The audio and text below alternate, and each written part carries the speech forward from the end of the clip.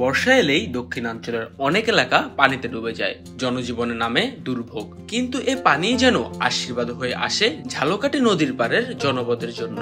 তখন প্রাণ ফিরে পায় শত বছরের পুরনো ভাসমান পেয়ারা হাট, যা শুধু দেশের নয়, দক্ষিণ এশিয়ার অন্যতম কৃষিভিত্তিক ঐতিহ্য। পেয়ারা মৌসুম শুরুর সঙ্গে সঙ্গে গতি পায় খাল পাড়ের জীবন। ছোট বড় নৌকায় ভরে ওঠে স্থানীয় পাইকার ও কৃষকদের আনাগোনা। শত শত ডিঙি নৌকায় পেয়ারায় ঠাসা যেন ভাসমান এক একটি দোকান। খাল জুড়ে গড়ে ওঠে রঙিন এক ভ্রাম্যমান বাজার। ভোর থেকে দুপুর পর্যন্ত চলে জমজমাট কেনা বেচা। এই মৌসুমে পেয়ারা বিক্রি হচ্ছে প্রতিমণ 800 থেকে 1000 টাকা, আর খুচরা বাজারে প্রতি কেজির দাম 50 থেকে 80 টাকা। যদিও আবহাওয়া অনুকূলে না থাকার ফলে ফলন কিছুটা কম হয়েছে, তবুও ভালো দাম পাচ্ছেন কৃষকরা।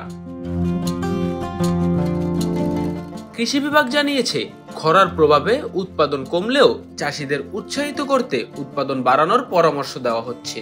পাশাপাশি পেয়ারা থেকে জ্যাম, জেলি ইত্যাদি প্রক্রিয়াজাত পণ্যের উৎপাদনও সহায়তা দিচ্ছে তারা। বর্তমানে ঝালকাঠি জেলার 562 হেক্টর জমিতে পেয়ারা চাষ হচ্ছে। এই চাষই শুধু অর্থনীতি নয়, গড়ে তুলছে একটি পুরো জনব্যবস্থা।